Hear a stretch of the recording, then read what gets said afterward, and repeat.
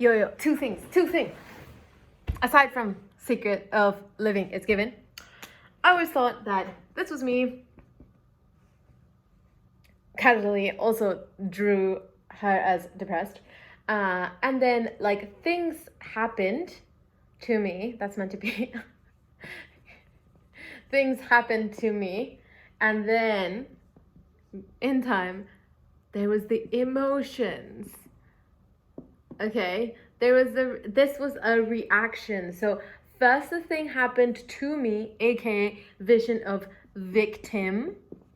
Like whether or not we're saying it, we're like because nobody teaches us in school or like anywhere that basically like we're like, oh, because I ate something that didn't taste the way I liked it, then I was sad, then I was angry, then I was disappointed, then so it's like we always see it as first, where is this thing to clean my board? Anyway, so first we see that, something happens, like a stimulus that happens to us, and therefore we have an emotion.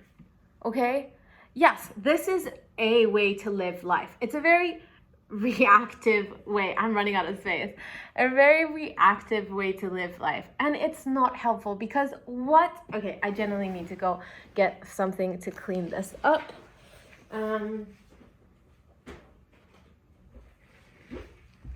Okay, why is this really bad?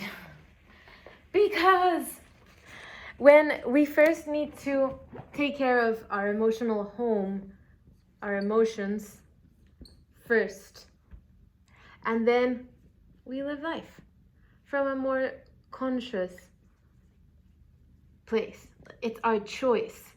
See, this is what makes us different from animals and other things. We have a choice. But a lot of us don't even know that because we weren't taught this. So again, we think that something happens to us, it's a stimulus, and therefore we get an emotion. This is not the smart way to live life. Sometimes we can't help if there's a bad thing and then it does affect us and it does get a reaction. But then there's a moment in time where we have choice, right? We can give ourselves 90 seconds and then we make a choice. Okay, what do I focus on? Super important. What do I focus on? What does this mean? Okay, and what can I learn? What can I do? But this is at the last moment, okay? Because the most important is how do I focus on it? Is this the worst thing that has ever happened to me? Or is this a gift from God to help me grow and push me to the next level of who I am, to show me that I am stronger than I ever thought possible, so that by next time that something happens that I'm mildly upset about, it will be nothing compared to this and I'll be on my way? Or is it actually something that I can learn from? So it's just this idea that we have a choice right here. And most of us don't ever think about that. So those are two things I wanted to say. The first one that, and then the other thing was I wanted to say that for a really, really, really, really long time, I was depressed. And then I also had anxiety. This is no joke. This is horrible, as many of you know. But that, in a way, I don't know how, maybe I definitely had a habit of emotions of depression. Like this for me was home. Okay, that's why it's called an emotional home. Because I felt super like this is me. This is my identity. I am a person that has anxiety or is anxious or has an anxiety like disorder at the moment. But like deep down I knew that when I was a kid, I didn't have these things. So I always wanted to get back to like my true self. And so, yeah, it became my identity. It was what I felt comfortable. And like, honestly, comfortability is the death of growth. That doesn't mean that, for instance, if we've worked really hard for a long time, then we can be like, okay, it's vacation time, woohoo. Yeah, that's great. But again, at least personally, like even in vacation, like all I want to be doing is learning. If I travel to another place, I want to be learning about this place's the population, the history, what they've been through, like what they, it's like always keep learning, always keep active, because actually happiness equals growth, right? So if we're not growing, we're just stagnant, or even worse, comfortable. And in comfortable, we're just dead. We really are just not growing. And it's funny for me to say, because when I did have anxiety and depression, comforts seemed to be insane, because I would go from I would just be from anxious to tired, because having anxiety, it just takes so much energy. It's crazy, because you're on a constant state of alertness, like fight or flight, like all the time. And this is huge. Like you just feel like there's this rush of adrenaline all the time, every single day.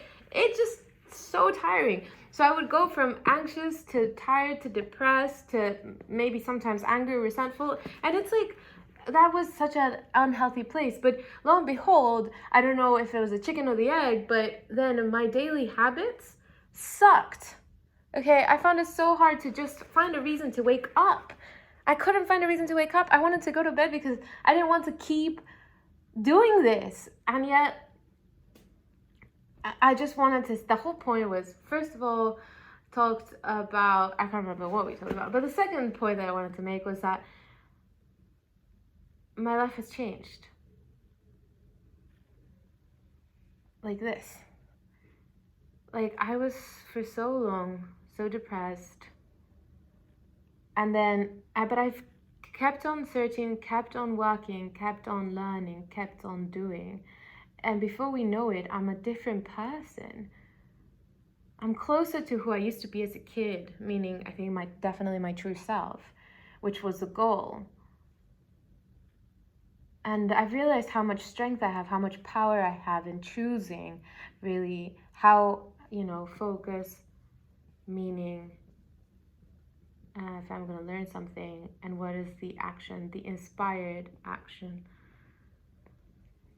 Because the truth is then that when we have a decision to make, if we are in a sad state, we might not even find options. We might be just like, I can't do it.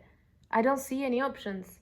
But if we are in a determined or committed or inspired situation, we might be like, okay, so this, no, we can't do that.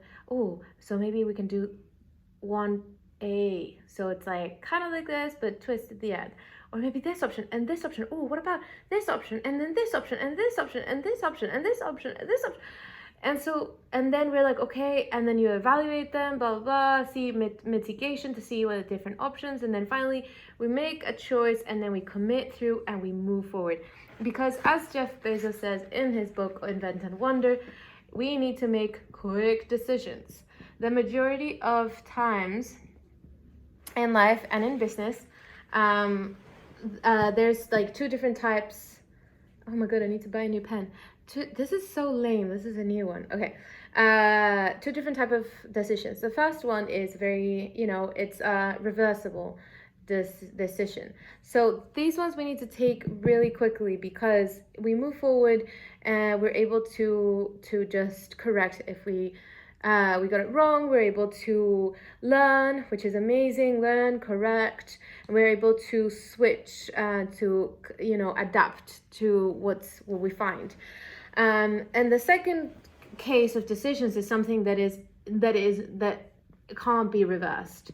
So this one, yes, just ponder on it, meditate on it. But the vast majority of decisions need to be taken quickly. So that's pretty much it. That's all I had to share. It was just a message of courage and hope. And I just want you to live a life that is amazing for you. And I also understand there's so many people out there that are so incredibly inspiring, that are fighting insane battles. I was just doing research for a character about migraine, and we just got to learn so much about it. And just the people that suffer from this, neurological disorder, apologies. It was this morning. Anyway, the correct terminology escapes me, but the point is, I got to know just how much it impacts a person's life, and how a lot of people that have migraines also consider ending it all because of the pain, really. So let's just count our blessings today, because life might seem like a game, something just so random, and we're here right now, this very second. But we have so many blessings, so many things to be grateful this very second. So let's just name 3 things that we're grateful right this very second before this video is over. Number 1, I'm very grateful that it's summertime, so I can see blue skies. Number 2, I'm very grateful that I get to do acting auditions every day. And number 3, I'm grateful that I'm committed to a diet, which it's a lifestyle. It's not like so I'm very excited that it's working. Those are my 3 things that I'm grateful for. Oh, and I'm see that's the thing. Once we get into a sort of momentum, it's harder to stop. And I know there's some inertia at the beginning, which is why we did this line that change happened slowly at first, and then it's just exponential. Knowing that we need to have faith in all of this. And I love something that Tony Robbins says, which is fear and faith are the same thing. They're both use of the imagination. However, fear is undirected use of the imagination.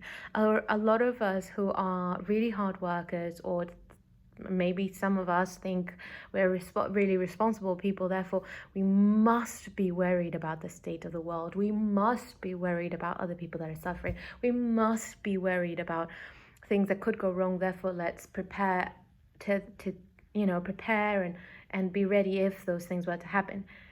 Okay, whereas it's really important because leaders anticipate and losers react. Important.